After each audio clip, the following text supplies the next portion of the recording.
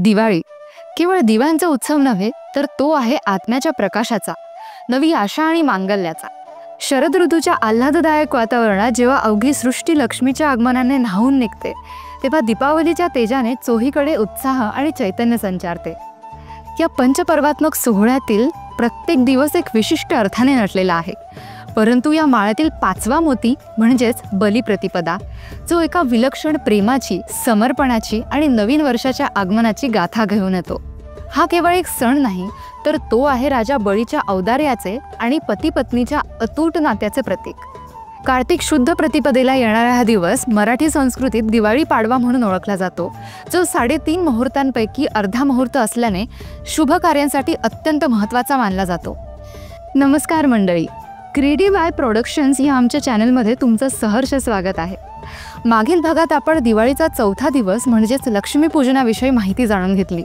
आज आपण दिवाळीचा 5वा दिवस म्हणजेच बलिप्रतिपदा या सणाविषयी माहिती जाणून घेणार आहोत। या दिवशी आकाशात ताणलेली दिव्यांची शृंखला इतकी गंभीर वाटते की तिन्ही लोक, स्वर्ग, पृथ्वी आणि पाताळ जणू अभिमंत्रित झालेली वाटतात। या दिवसाचा अर्थ आणि इतिहास उलगडताना आपल्या संस्कृतीतील धार्मिक, पौराणिक आणि सामाजिक बाजूंचा संगम दिसतो।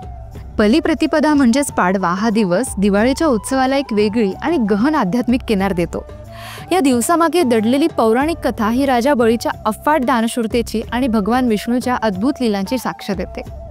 दैत्य कुळातील असूनही आपल्या प्रजेसाठी झटणारा, अत्यंत उदारमतवादी आणि प्रजाहितदक्ष असा हा चक्रवर्ती राजा बळी, त्याच्या पुण्याईमुळे त्याचे राज्य पृथ्वीवर वाढू लागले, ज्याच्यामुळे देवांचे आसन धोक्यात आले होते। तेव्हा देवांच्या विनंतीवरून भगवान विष्णूंनी बटुवेश धारण केला आणि राजा बळीच्या दरबारात अवतीर्ण झाले।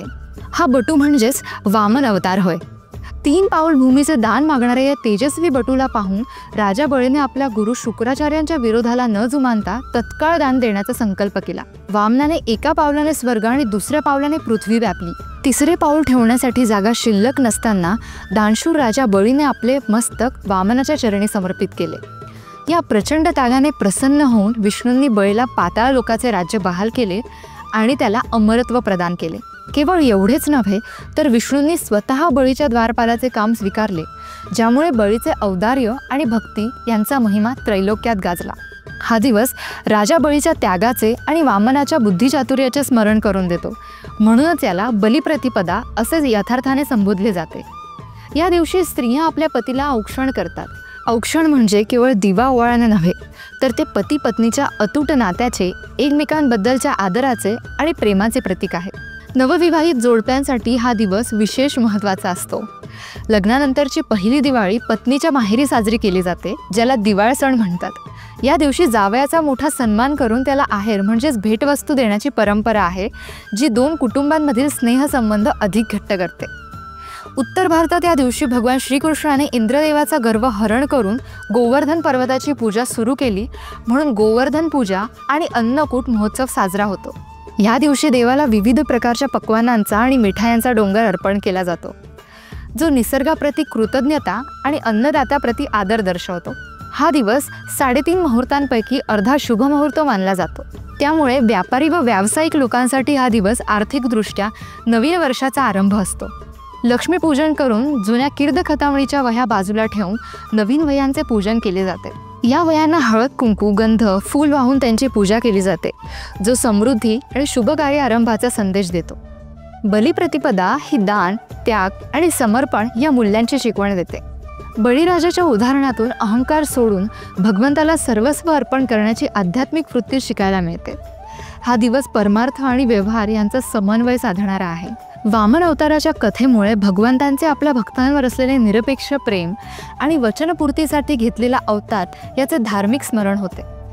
पाडव्याला होणारे औक्षण समारंभ हे कौटुंबिक आणि सामाजिक स्तरावरचे सौलोख्याचे प्रतीक आहेत। स्त्रियांच्या माध्यमातून कुटुंबातील पुरुषांना दिलेला आदर हा भारतीय संस्कृतीत नात्यांचे महत्त्व अधोरेखित करतो। बळीचे राज्य येवो ही कामना न्याय आणि सुशासनाची सामाजिक अपेक्षा दर्शवते। आर्थिक व्यवहारात नवीन वह्यांचा आरंभ हा केवळ धार्मिक विधी नसून तो एका नवीन आर्थिक वर्षाची जबाबदारी उत्साहाने स्वीकारण्याचा पारंपरिक विधी आहे। तर मंडळी, आजच्या पुरता एवढंच। पुढील भागात आपण दिवाळीचा 6वा दिवस म्हणजेच भाऊबीज या सणाविषयी माहिती जाणून घेणार आहोत। आम्हाला आशा आहे की तुम्हाला आमचा हा पॉडकास्ट अवश्य आवडला असेल. आवडला असल्यास लाईक व शेअर करायला विसरू नका व खाली दिलेल्या कमेंट बॉक्समध्ये आपले विचार व मत मांडण्यास अजिबात संकोच करू नका. क्रिएटिव्ह आय प्रोडक्शन्स चॅनलच्या पुढील अपडेट्ससाठी आमच्या चॅनलला सबस्क्राईब करा व बेल आयकन प्रेस करायला विसरू नका. शुभ दीपावली. धन्यवाद.